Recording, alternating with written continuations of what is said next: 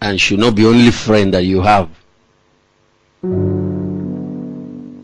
Amazingly, there's a lady in the Bible, very wise woman, a very beautiful woman at the same time. It's hard to, it's usually rare to see beauty combined with wisdom. Most of the time you find wisdom but no beauty. Other times you find beauty no wisdom. But Abigail had both. But amazingly, such women have a way of marrying some foolish men. I don't know why, but hard-working, intelligent women, they have a way of, and it might be part of God's plan. Maybe life requires balance. You can't have everything in one person. You have a mountain. How are we going to call it a mountain if not that it's usually beside a valley? If the valley is also high, everything will become level ground. But I noticed something about Abigail. I also noticed something about David, those two guys. Why David was still starting in life, he had the opportunity to meet Abigail's husband. And the man so insulted him, insulted the future king. Because he was just a young boy wandering about, struggling. But Abigail saw David and knew that this man is going somewhere. And extended her social capital, extended grace, extended giftings. She had money. They were wealthy at that time. But of course, down the line, her husband died. And guess what happened? The moment she finished mourning, she just moved from one marriage to another. Some people are looking for first husband. Another person, wise enough, can have seventh husband even if they keep dying. Jesus talked about a woman like that in the Bible. He said this woman, one guy married this lady, died. Another man came, married her, and died. By the time they were through, they were about 6 or 7. So I think the Pharisees who crafted the question said, in heaven, whose wife will she be? But I took note of that. I also took note of the ability for one person to keep transiting. That lady will be the Abigail type. So the other people, they will lose their spouse. They are not interested in marrying, but there are so many people around to help them. Because relationship is a capital you have to cultivate. It's a social capital. I noticed that Jesus grew in 4 ways. So I'm going to show you that scripture. Luke chapter 2, verse 40. If you're growing, you need to develop these 4 major areas. Jesus developed about 5 major areas. Remember I told you yesterday, life is a balance between 5 things. Your faith, your family, your finances, your health, and your future. Each one you neglect is the one that will suffer, and that one will have a way of spoiling all the other ones. For example, you are doing well with your faith and you neglect your health. When you get sick, it's going to mess up a lot of other things. If somebody is doing well in ministry and neglects his health, when you break down, it's going to keep you from ministry. Some people, in the course of pursuing money, lose their faith. So the key to life is balance. Just keep those areas balanced. And that means you have to constantly review your life to make sure you're not neglecting any of these 5 major areas. And one of those areas we tend to neglect, I have found out, is our marriages. We take the people we married for granted. Before you married them, you can escape from the office just to go and visit them. You will make time to call them. You will find time to pursue them. You will spend money to buy them gifts. You will do everything to woo them. before you marry the man, ladies, you always like to dress up just to impress your man. You don't want them to meet you with your hair scattered. You don't want them to meet you smelling. You don't want them to meet you, with your mouth smelling and all that. After you marry them, you start taking the same person for granted. The key to keeping your marriage sweet is to keep doing those things you did to get the person. It's simple. You don't do it to get people. You do it to keep them. Even though the marriage covenant puts an obligation on us to stay, whether you keep doing it or not, we will stay, because that's what the covenant is all about. But it doesn't mean that the people will be happy. Luke chapter 2, this is the life of Jesus. So all of us will see how to build a balanced life. How to build a balanced life. Verse 40. The child, this is Jesus we're talking about here. The child grew. That statement is physical development. That is what we call your health, your fitness. Growing physically. He was a child who was growing, a healthy boy. That's why you never heard that he was sick one day. The child grew, became strong in the spirit. This is faith, your faith life, your spiritual life. Became strong in the faith. That's what we call spiritual capital. Your physical capital is your strength, your health. It's an asset. Never lose it. Protect it. Tend to it. The same thing with that of your spouse. Help each other. Live a healthy life. Now, the third one is, he was filled with wisdom.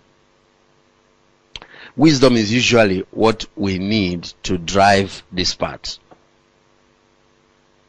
Our career, our business, our success depends on it. Our prosperity depends on it. That aspect is intellectual growth, intellectual development. Intellectual development. Some other people said is usually used to drive the fifth one, whichever way.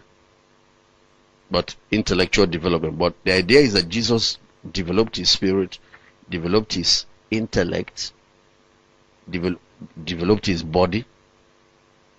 If he's today, I'm sure he will be going to the gym, building a very good physique. But then they walk so much, they trek so much that you don't need gym. Those running around for 30 minutes, what they trek in one day cancels all that. So, and then the last one is that, and the grace of God was upon him. That's relationship, social capital. Like when he said grace, now he's talking about favor. He's somebody that people liked. Let me show it to you in verse 52. So you will see it mentioned in another form. In verse 52, the child increased in wisdom. That's still the intellectual development, which creates your wealth and your success. The child increased in stature. That's physical health. The other two is that he increased in favor with God. That is developing your spirit. That's spiritual development. I hope you know how to have favor with God. Without faith, it is impossible to please God. It's developing your faith, your spiritual life. A life that is pleasing to God. Then the last one is in favor with men. That is social capital. You will see that if I compare Jesus to John, it wasn't exactly the same thing. Let me make the comparison. Chapter 1 verse 8. Jesus had a more balanced life than John the Baptist. John never attended a party. You see Jesus in functions. You see him. I'm telling you, Jesus had very powerful relationships. Very powerful. He had very influential people. Some will come to him in the night. You saw that the day he died, he was a very wealthy man that decided the man said Jesus will be buried in my tomb. Tomb he made for himself. Nobody has been laid there in order for Jesus to be buried there. He was one that went to Pilate and asked for his body. He had all those kind of people, apart from his disciples. Talking about the public, the Bible said the common man heard him gladly. He had enemies, but they were the religious leaders. The powerful institutions of his day. Today, you talk about Catholic Church and some of these institutions, not being jealous of the crowd he was pulling. Now look at John, verse 80. 1 verse 80. So the child grew and became strong in spirit, and was in the desert till the day of his manifestation to Israel. Don't put yourself in the desert and say you are practicing Christianity. We are not disciples of John. We are disciples of Jesus. The guy was in isolation. He doesn't have friends. Now, some callings might require that, but let's be sure it's God that called you to do that. It's no food that he could eat. He was only eating locusts and honey. Now, some of you might be practicing your Christianity after John's model. There is only one model before us, is Jesus Christ. Can I hear you say amen? Is Jesus Christ. Balance, knowledge he has, books he reads. Spiritually, he's strong. Socially, the guy is loaded. Then when it comes to, physically, he's healthy. I wish above all things that you may prosper, be in health, even as your soul prospereth. John only had one thing. He was spiritually developed, and that's why he was a prophet. Could hear from God, do all those things. Had strong anointing. Socially, zero. Financially, we didn't hear anything because he was wearing camel skin in the bush. You can be a prophet like that. I have seen, this is the Son of God, God in fullness, the fullness of God. So not God in partiality. Get a full picture of him. That's why I like what you just did now. The songs, that's part of it. Spirit, spirit, spirit, spirit. Spirit, spirit, spirit. God has set some of us as an example for many. So, but I won't lie to you to teach you that you need to have balance. You need to sometimes take yourself out, take your spouse out. Why does bad things happen to good marriages? That's what we're discussing. I want to help you conquer some of the challenges. And let's stop assuming that people who are Christians and people who are godly don't have challenges. You are joking. There are some people who give that impression. They are lying to you. There is no marriage that doesn't have its challenges. Each one has. What makes a good marriage is not the absence of challenges. It's the commitment of two people to weather through it. That's what I'm saying. All this collapse of marriages in recent times, divorce here and there, separation. Your parents faced worse things and they stayed together. The problem is that what is causing the defeat now is in our mind. False expectations, might, and assumptions that we have gathered. Some of them pumped down here by the Western nations and their media, and it's causing all that. There are couples I know, no child, and I met a couple, for example, stayed with that family for about 2 weeks, a week, and I came back another time, no child. They are together in their 70s and late 60s for the woman, and they are very happy. When you come in there, you see children that they raised. They are their own children now, but they didn't have them. That's enough to separate another couple. That's enough to make some other people miserable. What makes you miserable is your perception, not the reality. The same reality you are facing, other people are facing it and they are happy. Is the way you are looking at it. Is your interpretation. That's what is called the power of attitude. That attitude determines altitude. It determines happiness. It determines how well you do in life. If you're going to be a happy couple, your attitude is the first thing. Your attitude. How you look at that stuff. Let's look at it. The 5, what makes marriage work? There are 5 powerful questions for solving marriage problems.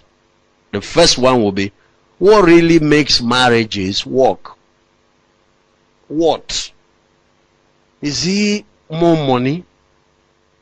Is it that the two people are so much in love? For example, one of the considerations is it love? It's not. Love never makes any marriage successful. Love, the purpose of love is to bring two people together. I showed you yesterday. Love is what causes you to get disappointed. Love is what causes you to get hurt. The more you love, the more you hurt. Love does not make a marriage alone. A marriage succeed. The first thing that makes a marriage work is positive attitude. What? Attitude. Attitude. The same problem now that you're complaining about, murmuring about, that is frustrating you, another person has it and the person is happy. Your attitude is your decision. You choose your attitudes, and then your attitude decide how your life turns out. The amazing thing about attitude is that you are the one that chooses it. Your attitude is decided by your perception, how you see things. It's the interpretation you are giving to things that is causing the problem. Change the way you look at that thing. Look at it from another. There is something good in what you're complaining about. Complain about your husband, complain about your wife, complain about this, complain about this. You know, a wise man said that every problem has an equal opportunity for advantage. That all opportunities are usually hidden in problems. There's a friend I have. This guy has stayed with me for years, but there's just something about him that is not very productive. I wanted him to be as productive as myself. I wanted him to be dynamic. But I also realized that this guy is always available anytime I look for him. Anytime we need to talk, anytime we need to do something, any project that is on the ground, kingdom project, he's always available. And one day I was really complaining about the way he is not very... But every time you do like this, he is available. And then the Lord said, don't take it for granted. Be grateful that every tree is not Iroko. That song has to be mango. That song has to be this way. Stop complaining about, look at things differently. Look at things differently. His attitude though. And from that day, I started appreciating him more, and I will bless him and I will be glad. And then the Lord said, have you noticed that this guy is very intelligent? He has a lot of resources in his mind, but you are the one that do more. But he thinks more. He is a research person. He will sit on the internet throughout the night. You don't have that grace. I noticed that. He said, number 2, have you noticed that he's a networker? Every time I bring him, we build a team to carry out any kingdom project, a team of ministers. Ministers have their own problems. They have their ego problems and all that. This is the one that is always keeping everybody together. Now, have you noticed why I made him the way he is? So that he can be the super glue.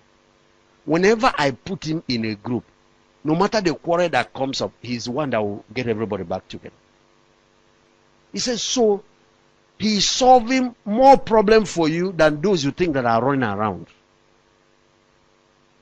And everything changed. The relationship, the frustration in the relationship disappeared. Nothing has changed. The guy has not changed what he's doing. I just changed how I look at him. That's the only thing. That's all. That woman you are complaining about, you are just focusing on her negative. That man you are just complaining about, you're focusing on all his faults. That man has more positive things than the faults you're focusing on. You know, if I'm wearing white now and I have one spot here, you know, maybe oil or something, I'm eating okra soup or whatever, and just a little spot. it becomes glaring that you forget the whole white. You just be looking at that yellow stuff. That's how we look at. That's why we are fault finders. That's why we are complainers. That's why we are murmurers. That's why we are. And one little thing spoils the whole thing you can enjoy. A beautiful wife that God has given you, a very kind, a nice person. She might have weakness. Everybody is not designed to be strong in everything. I'm supposed to be strong somewhere, and not because if I'm strong in everywhere, I don't need you. What are you doing in my life? The reason for marriage is that I I need somebody to compliment me where I'm weak. Then you too, you need, because you too, you're not perfect. I had a very serious discussion with Pastor Sarah along this line, because our first year there was complaint, wahala, you didn't do this, you did this. I will complain, and then she will also complain her own. Then somewhere along the line we realized that everybody has something to complain about too. Just because one person is not talking doesn't mean you are fine. Since I'm not perfect, you are not. I think there must be a lesson to learn in this thing. If I don't roll well as a tire, and you can, roll the tire thing. Maybe I'm seat. Find my own use, find my own value, and the complaint ends. Attitude. So it's not that they have more money. People who have less money than you are happy. It's not that they have more love. People who have less love than you have with your wife are happy. People are succeeding with less resources than what you have. It's no more resource. People with more resources are breaking down their marriages. You say, I don't understand, because my problem with this marriage is that he comes back by 10 p.m. every day. You know, some people are married to politicians. Esther will not see her husband in 3 months. To see the man, she needed to fast. Husband that God gave her. To go and see your husband, you do fast in 3 days and ask people to pray for you. Because entering there might take your life. And you don't see her complaining. She fulfilled her assignment, fulfilled her purpose. And there are people, some are married to presidents, some are married to whatever, politicians, some are married to all kinds of people, some are married to doctors, calls in the night, calls here. And you are complaining about what you have. Perception is stronger than reality. When your mind is set in a particular way, it colors how you see things. They said that an attitude, or what is called a worldview, is also called a paradigm. There are lenses that we wear that color what we see. And we don't see reality as it is. We see them as we are. We see them according to our lenses. But you know what I've learned? If the world looks blue, check. It's your lenses that are making it. If you start looking yellow, but you know what? You can change those lenses. You can change your mindset. You can change your perception. And you can change how happy you become. Happiness is a choice. Being grumpy and complaining and murmuring is a choice. Bad attitude is a choice. You can choose to be happy. Amen.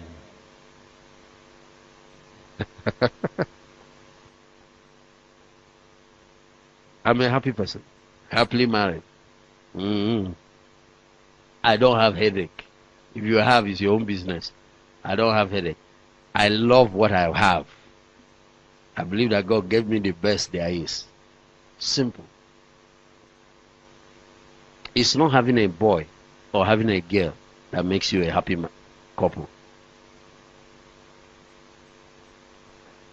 Look at girls with another eyes. Who told you that boys are better?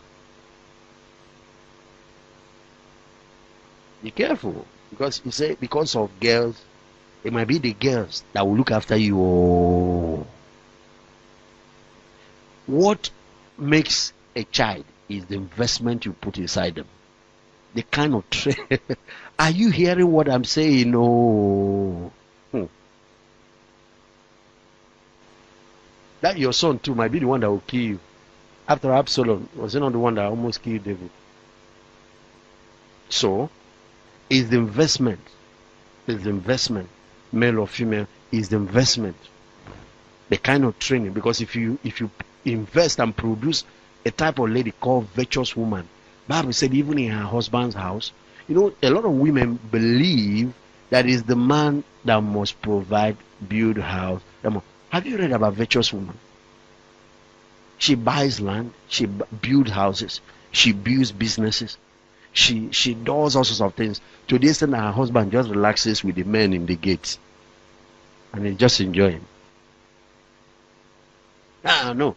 His mindset is my own type. No. He must be the one to buy me this. He must be the one to. It's your world. The size of your world is the size of your mind. So whatever limit you like, put on yourself. God is not the one putting it. Abraham's wealth came through Sarah. Twice. Sarah had this social contact. She's beautiful. And presidents just keep pursuing her. And in the case of Sarah, none of them could take her to bed because not only that she's a godly woman, God also stood there, But they kept pursuing her, and they were award contract to Abraham, give him all sorts, give him land, give him properties, give him all that. Yes, now. That's how God described virtuous women. Virtuous women actually bring not just virtue, they bring wealth. They are women of dignity, they are women of honor. They bring wealth to them, and they change the whole landscape of their family. Yes. So mindset, how we look at things. I saw a lady that God blessed with such a wonderful opportunity in the US. She was, earning some mind-blowing figures. But she will still complain and murmur about it. I said, what is it? He said, he has never bought me anything in this house. I said, like what? He said, He said, that car, I bought it. This one, I bought it. This house, I bought it. I said, did God make a mistake by choosing you to be the channel? He could have been the channel now. Is it not the blessing that you are even the channel?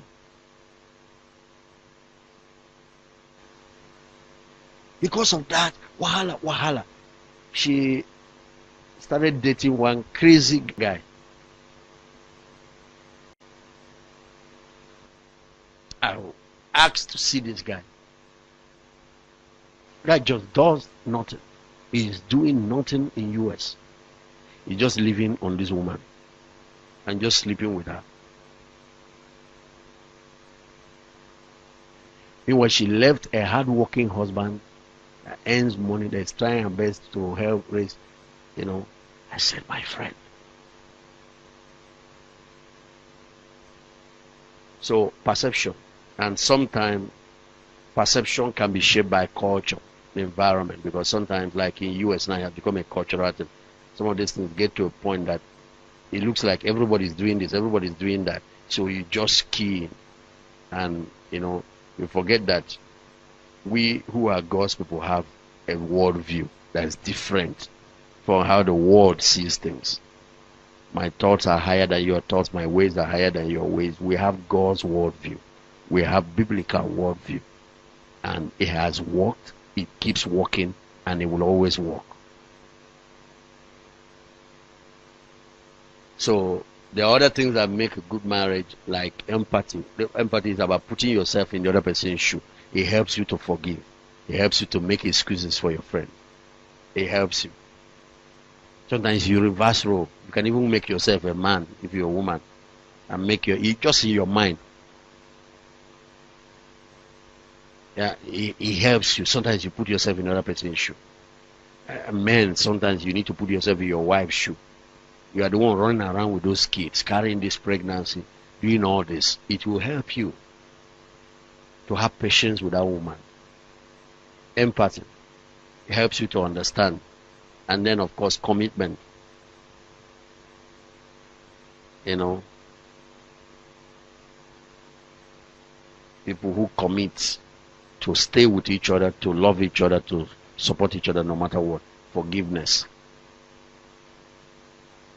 These are the things that make marriages work. You see people who have been there for a long time. There are people who have forgiven each other, who have who have this attitude, commitment to keep forgiving each other. That's just the key. For anybody to think that maybe some people are lucky, or maybe they are blessed with this conflict-free marriage is a joke. All marriages have conflict. Anytime you bring two people, even with your own brothers, you grew up in the same house, you quarrel, how much more? Another person brought up in a different environment with a different way of thinking. But you know, marital agreement, marital commitment does not demand that you must always agree. It doesn't mean you must always see things the same way. That's one thing you have to understand. Because part of the key to living a marital life is learning to resolve conflict positively. You can disagree without being disagreeable. I can't always make Pastor Sarah see things the way I see it. I don't bother about trying to do that. The areas she has her own ideas about how things should be. And sometimes she is right, sometimes I'm right, sometimes I find that I'm wrong, you know, doesn't make any difference. You know, she has right to have an opinion about things. Sometimes I'm discussing someone and she has this opinion. I don't think they will make a good couple. Sometimes I think that they will. And I leave it. As long as I have not heard from God on the issue, I leave that issue, you know. Time has a way of proving. And in many cases, I find that I'm wrong too. So, being in love and being whatever doesn't mean we must see things the same way. When some people now take it upon themselves to start shaping perception and making people, you get into things that God didn't tell you to do. And you create unnecessary heartbreaks and problems. Okay, let's go into a few things today. Why bad things happen to good marriages. We dealt with unfulfilled expectations yesterday. People come into marriages carrying this picture of what the other person must be like. And I think ladies have the problem, maybe 70% of the problem. Men too have. And then we end up being hurt because the guy is not meeting up your expectation. Then we have, you know, the unexamined self. You think you know yourself well, but there is a blind self, a part of you that you don't even know, that other people see, but you don't know it. You think you are this way, but that part shows up all the time. It could be an attitude problem, it could be something, you know, and then the hidden self, the part of you that you hide, you try to hide. Some of these things cause problems. They cause problems. Then there is this aspect of skill. You know, marriage is a combination of two things. Marriage is first who you are and then what you do. For example, when we tell you to love your wife, that is something that you do. When we teach couples about communication skills, that's something that you do. But marriage is first of all fundamentally who you are. You bring your personality. If you're a positive person, you bring it. If you're a sarcastic person, you just carry it to another person. It's first who you are. Then secondly, what you do. So when it comes to the doing side of marriage, we talk about skills for effective marriage. There are certain skills, and this is where I'm going to make a recommendation to all of us.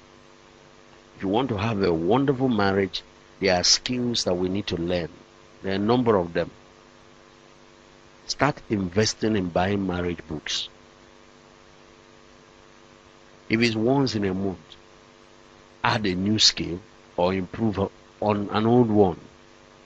For example, once people start complaining about sex, they are not fulfilled sexually. It's not who you are problem. It's not a being problem, it's a doing problem. It's a skill that is missing.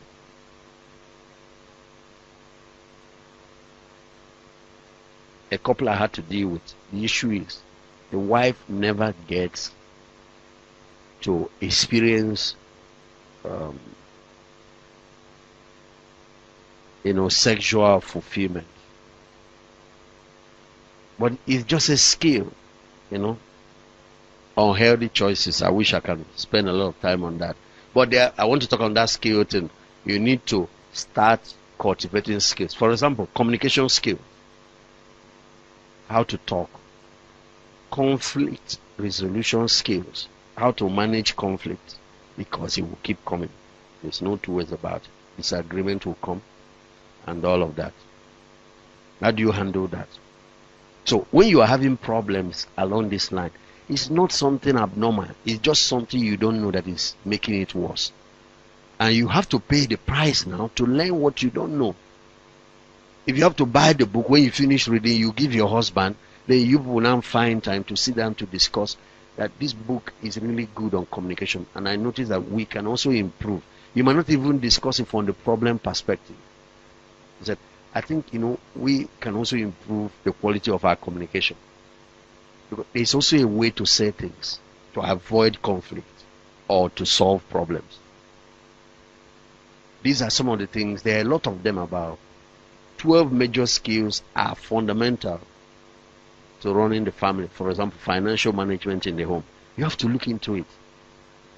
There are good books on it.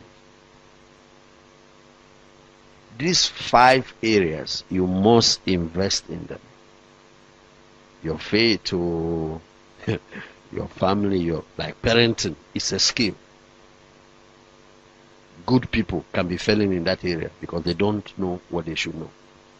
Your health to your finances, and then of course your future, your ministry, your destiny. Let me look at this 5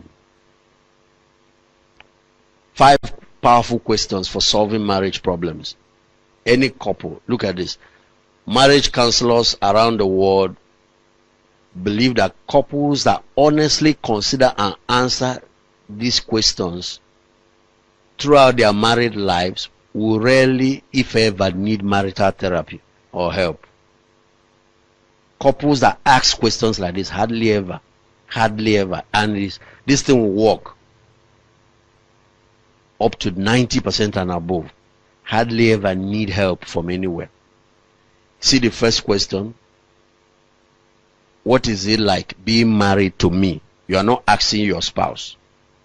You're not asking anybody. You are asking yourself. Write it down. What you are asking is, you're a man. You want to ask yourself, if I'm the way I am now, what does it really feel like another person marrying me? What does it feel like being married to me? Then sometimes you also reverse the role. If I'm actually a woman behaving the way I behave, will a man live with me? The way I am now, the way I do things, am I a blessing or a problem to another human being? The principle there is that the key to successful marriage is not finding the right person. It is being the right person. This question helps you, and the key is that once people start asking this kind of question, there won't be need, because they will constantly be solving or making discovery. The first key to cure, the first key to healing, the first key to improvement is awareness. Once you don't know that you are doing anything wrong, you will never change. You will never change. What the questions will do is that they help you awaken the knowledge, or get you aware of certain realities that you might not know. Because we told you that you have a blind self, the part of you that you don't see, but other people see it. Sometimes people see this woman is sarcastic, this woman is like this. The only person that doesn't see is the person. People see the bad attitude, the person that has it can't see it. And that's why they are not able to change for year in, year out. What is it like being married to me? Number 2. This is the one you ask to your wife or your spouse. And this is the kind of thing I do with Pastor Sarah once in a year. We just do it once in a year. We'll have a period, our anniversary will clear out. That's when we renew the marriage covenant. And we sit down to do some heart-to-heart talk. And I ask, are there areas you want me to improve on, to be a better husband to you? How do I meet your needs better in this relationship? Do you have some unmet needs that are frustrating you? Some things I'm doing, and if I improve it this way, you see, I'm the one asking. So I'm not waiting for you to murmur and throw it in the way that it spoils the air. That day will come and sit down. I'm going to ask, she's going to ask. How? And then I really want you to be honest with me, because my goal is to make you happy. I'm here. I want you to be a fulfilled person. Being married to me, I want you to. And then, of course, person will tell you. And then you make the commitment immediately to work on it. There are some cases I said, I will also need your help, because this particular thing, I might not improve on it overnight. You help me, It takes all the tension away, all the things that are causing wahala. It takes all the tension straight away. It makes what used to be a problem and a frustration, it turns two of you into partnership in working it out. Number 3 is related to number 2. What will make me a better husband or a better wife? Sometimes they also include a better father. These are self-probing questions. Okay, number 4. I've answered this one. This one is general for two of you to really understand what really makes a marriage good or makes a marriage work. The purpose of this question is to clear the assumption that maybe more money, a bigger house, better cars, so that you stop pursuing shadows. The last is another question you ask yourself. See, 2 you ask yourself, 2 you ask the other person, and 1 you can discuss together. What makes a marriage work is something you will need to discuss and get it right. Now, this last question is to yourself again. What are my own frustrations in this relationship? What are those things that are causing me frustration, that is causing me pain? And if you want to get it right, you have to ask yourself, what are my expectations of this person that is not being met? What are the expectations I have of him? I expect him to do this. I expect him to know that my mother was sick, to ask me how she's doing. I expect him to give me a card on my birthday. I expect him anytime I'm coming from work that she should be at the door, open the door and welcome me. I expect that she shouldn't have said that to me in the public where my friends were. I expect. Most of your frustration, and I will tell you, over 80% of them are coming from this particular area. Expectations you have, and of course the guy is not. And the amazing thing, when you finish asking yourself and you observe what they are, I expect that he should have kissed me further and done this further and not just come like that. Next time he start disturbing me, one sex. Should allow me. I expect that he should understand that I'm just coming back from work. Now, when you ask these questions to yourself, you finally find out what they are. The problem is the other person does not know what is frustrating you. You now have to sit down and say, there are just some things that are really creating problems for me. And I know it's not your fault, but it's just that you don't really know that those things are important to me this way. And I think I need to be honest with you. This is where candor will help to solve a lot of problems. Because I told a lady, I said, okay, you are frustrated. Saying, I don't love my husband. I said, it's not true. You love him. How did you marry him? Did your father force you? No. Did anything force you? Okay, tell me the story how you proved men.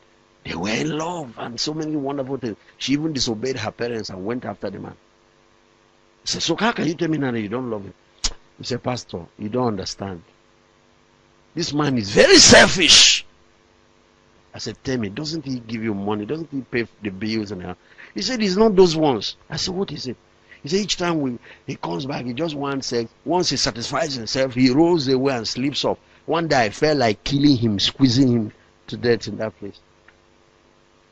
I just sat through at night. I was watching him snore while he left me here hanging in the middle of nowhere. I said, okay, the problem is very simple.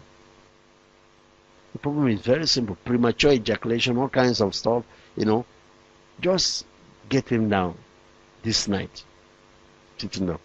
I said, there's something that has been frustrating me that I'm going to tell you. Paint a picture for him. Sometimes you use word picture of a woman that has been starved and starved and starved. Yet in the office, her boss appreciates her, pays compliment, does all that. And she finally fell in one day. I said, tell him this kind of story. Make it interesting. And then he will want to know, is that your friend? Who is the person? What kind of... You tell him that you're almost driving me to this kind of... They say, how? So I've been married to you 2 years now. I have not had one. He said, but Pastor, how can I tell him that kind of thing? I said, okay, be direct. Tell him what is happening to you and what you are not. Be direct. He said, no, I can't. I said, why? He said, he would think that I'm a spoiled girl, that I'm wide. Hidden self. Things we want to. Don't want people to see us this way. Don't want to. So because of that, we pack things and we are dying in silence. No. No. Communication, open communication destroys most of the frustration in marriage. They will load salt. I like salt. Pastor Sarah observed after marrying me that I even tried to add. She was one trying to talk to me that this table salt and it's not good for your health and all that. So I said, okay, so you should make my food, So they now started loading it.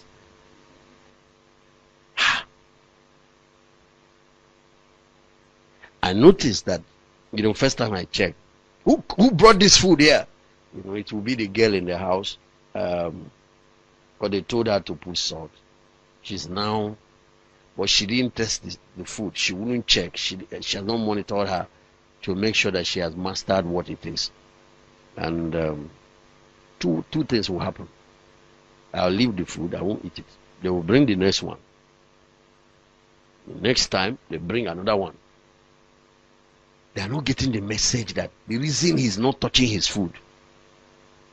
And one day, the Holy Spirit will ask me, you are just leaving the food, expecting the food to communicate. You want Pastor Sarah to read your mind, use word of knowledge or what? What is your problem? Why can't you say what it is? And if you keep going like this, finally you're going to say it in a very negative way. Don't do that.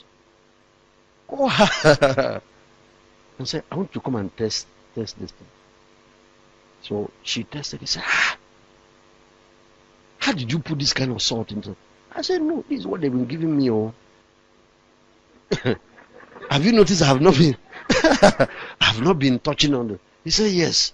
I've been wondering. I said, maybe you are in the spirit again, like you normally. I said, which spirit?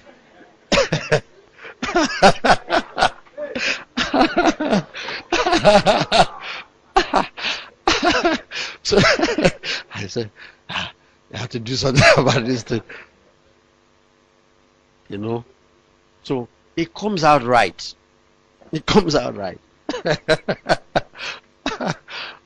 Just go down. Let's see if we can pick out a few things from here. 5 good things that can turn bad for couples. These are blessings that come, but they end up ruining many marriages. I will show you how they do it. Intimacy is the first one. Intimacy, oh, that we are close. I'm very close to my husband. We are really in love. Things are happening wonderfully. That can become another problem in your marriage when intimacy becomes invasion of privacy. Becomes invasion. I think they didn't type it completely. Invasion of privacy. In marriage, people need space. Okay, go down. Let's take some of them. Second one, babies. Babies can become a burden. You see, oh, want a baby, we're praying for a baby. God bless us with a baby. This is a blessing. These are 5 blessings that can become a big problem. The third one is sex. There are many ways that sex becomes a problem. One of the notorious one we see all the time is some people turn sex into a weapon of warfare, especially women. Some turn it into a weapon of negotiation. All the things they could not say will wait till you come near in the night. Then whatever. Wait first. The money that I've been asking you for my whatever, that I needed to give my dad some money. You've been delaying it now. You have come. Let's discuss it first. Have you forgotten that you promised me that you're going to buy me that suit? And now the month finished, you didn't buy it. Now we are here again. Let's finish discussing. The man is already in cloud 7, about to. The aircraft is just taking off. You know, you start this kind of talk. Hey, that's the wrongest time for. Some ladies even start preaching, sharing the Bible at that moment.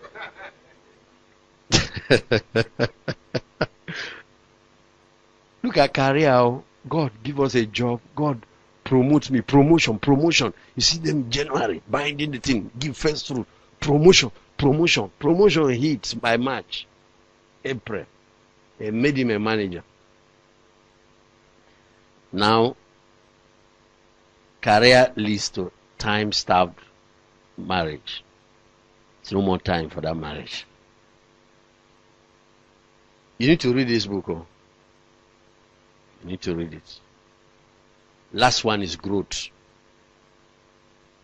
Growth now leads to drifting apart.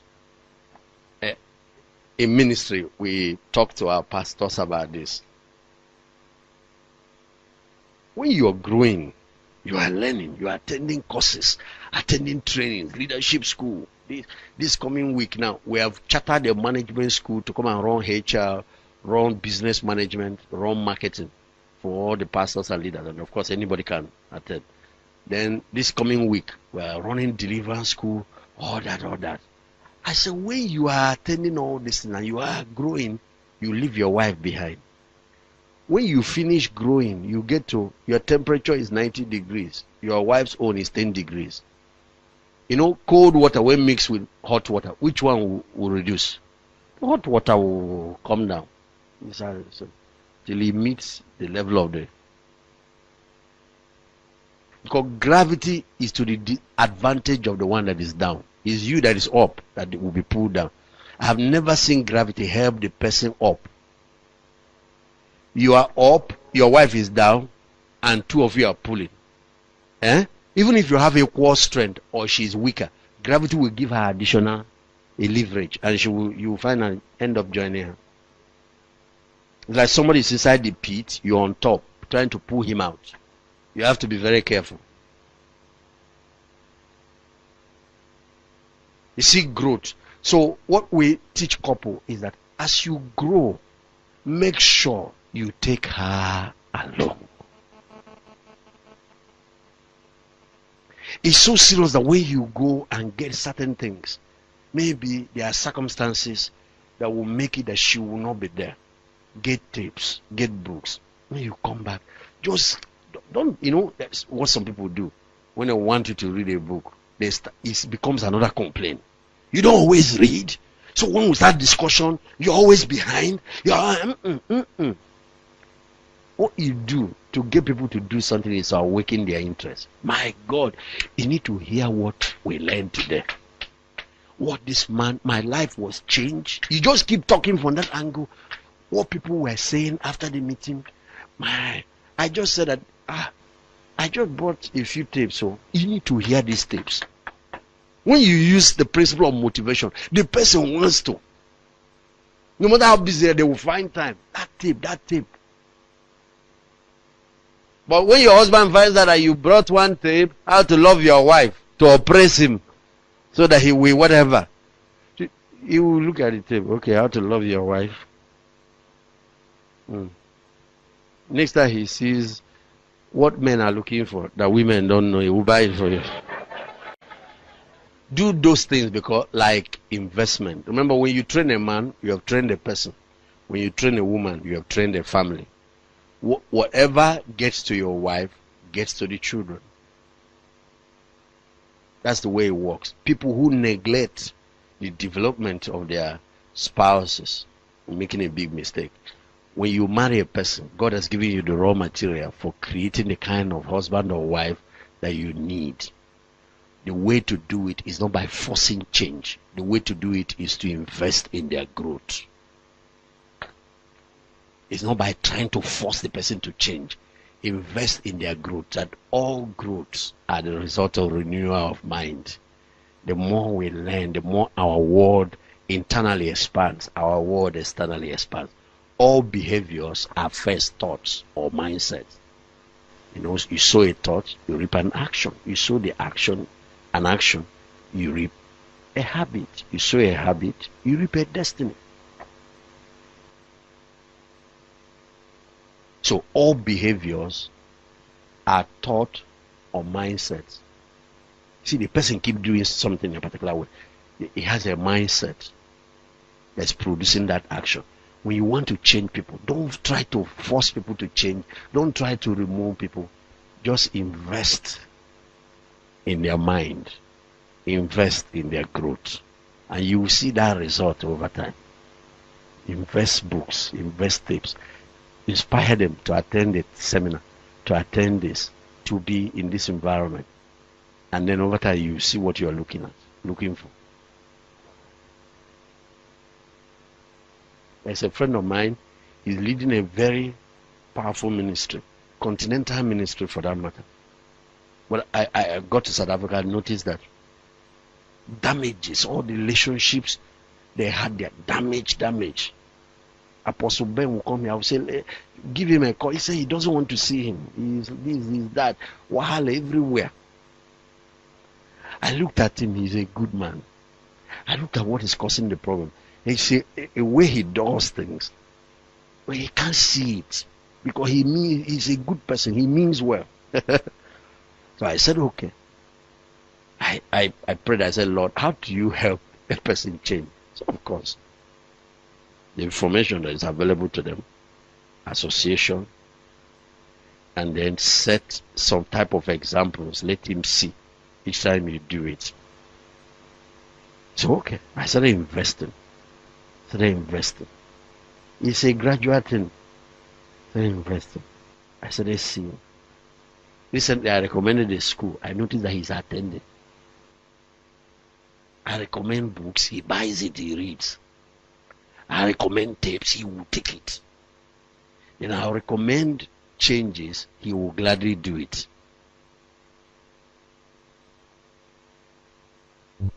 Now recently, I know that some of those people are wondering, how can they say this person is, I can't deal with him, I can't do that. How do you do it? Marriage is the closest bond that is possible between two people. I'm talking about intimacy, invasion of privacy. This bond extends from is legal, is social, is emotional, is physical. There is no other means of getting closer to another human being.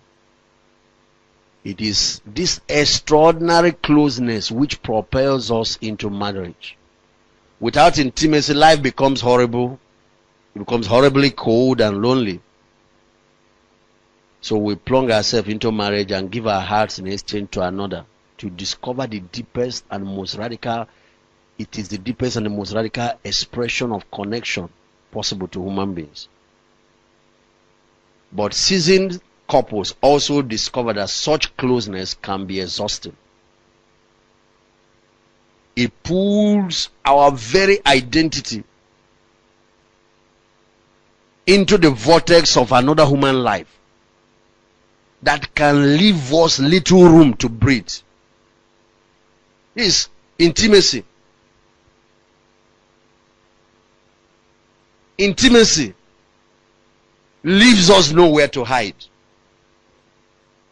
It's like you hired a private detective in your house who is watching everything. Continue. Watch. Marriage causes us to submit to the humility of being known in all our funniness and pride, in all our frailty, and the blackness of our sins. Somebody just knows you, things that you don't normally want people to know and see. Who cares really to be known that well by another person? Who wants to live under scrutiny and surveillance? But this is the price that marriage puts on intimacy. This is the price marriage puts on intimacy. It sweeps away our defenses, increases the probability of pain. There is no one who can stand up to the day in and day out demand of intimacy and not get hurt. Whereas in most other relationships, our vulnerability can be hidden or guarded at times. Marriage strips us of all protection with our spouse because he or she has been allowed into our inner sanctum, like your holiest of holies. Our partner has witnessed our naked soul by virtue of being our soulmate. Continue. Marriage makes us accountable to one another. Where are you coming from? Who is that person calling? You know what this guy? That accountability is both the best and the worst part of marriage. For some places you really want to do, don't want anybody to disturb you. Do your own stuff, especially men. It keeps you sane. That's a good part, but it also drives you crazy. The personal information your spouse knows about you that makes you feel most vulnerable. This is the kind of information you don't want talked about with others. It is the information you don't want used against you in times of conflict. Some of the things you opened up and shared. So because intimacy makes us so vulnerable to potential pain, we need to be very clear with each other that certain things are off limits. If you don't want intimacy to become a problem, that's why there are boundaries. There are boundaries. Even though you are married, you have to also understand that apart from certain boundaries to protect your marriage, you have to know that there are boundaries. For example, let me show you 5 types of boundaries. But for example, we need to be clear of certain things that are off limit. Let me give you an example. Ridicule we suffered as a child, for example. Difficulty in relationship we currently have with a parent. Maybe somebody was abused and you told your spouse about. You don't use it tomorrow. So to use them against us will be like hitting below the belt. Okay, go up. When intimacy becomes invasion, it is a sign, a good idea that you need to draw boundary lines to provide for personal space. Look at 5 types of boundaries, for example. Spiritual boundary. Just because I'm married does not mean that, for example, as you see me here, I'm a pastor. Or even occult people, they have rooms that you don't enter. Am I correct? Now, I don't have a room that you don't enter, but I have quiet time. I have study. I have the period when I have to study to hear from God to be useful. When I enter there, when it's 1 hour, 2 hours, whatever, hey, you don't come there to Pastor Sarah has time of prayer. I have. I know when that's not the time to come there and start misbehaving. I don't, you respect people's privacy. If you don't, you are trying to choke a person with love that if you're not careful, that love will start coming out of their nostrils and all that. That's when sometimes the so-called intimacy turns sour, because some ladies don't know how to keep that balance. Some men too. They choke you to death with love. Now what is meant to be good becomes repulsive. There are physical boundaries. Like, while I believe that a man and a woman should share a bed in the night and all that, I also believe that if you can afford it, let her have her own room. Simple. It's as simple as that. She can afford it. Unless you are in a situation where maybe you live in one room, maybe one room and parlor. But if we have up to a flat, that's my own policy. Up to a flat. You should have your room and have my room. Whoever else is in that house can share the other one. You sleep in my room, but when you wake up, you go to your room. So when you want to hang all those bra, hang pants, hang it to your place. Well, let me give you an example of property boundary. Just because we're in love, does it mean you share toothbrush? Maybe you do. Doc. Just because we're in love, does it mean you share pants?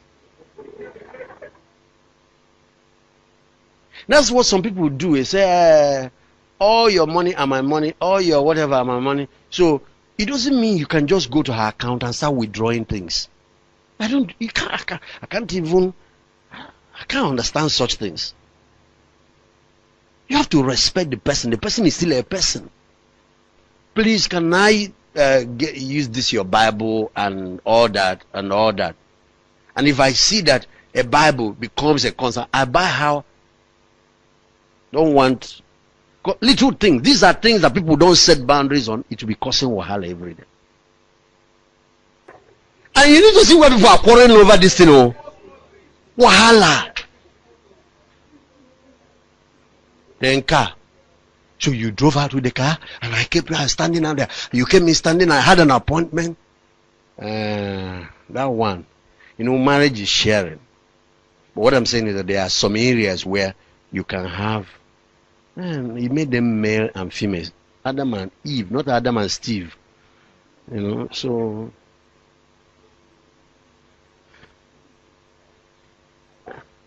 where you can afford some things, share, manage.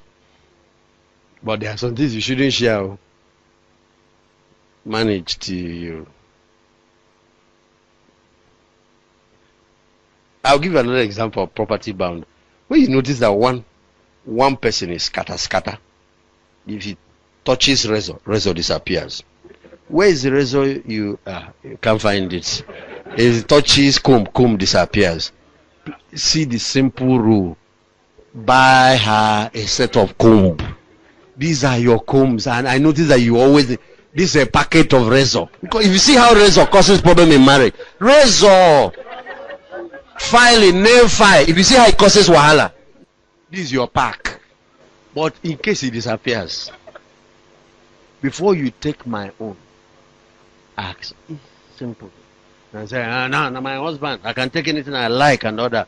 You are going to have wahala. You're going to have wahala. Respect. Sexual boundaries.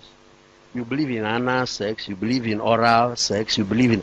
What if the other person is not comfortable with that? Don't force it. Do the ones that are normal. Don't force it. Oh, no, you are my wife. You must go through it. It's not true.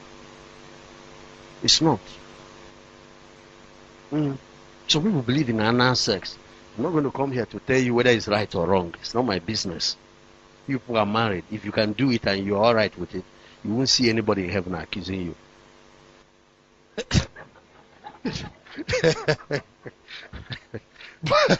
Doc, you are the one that will tell us medical side. I don't know about that one.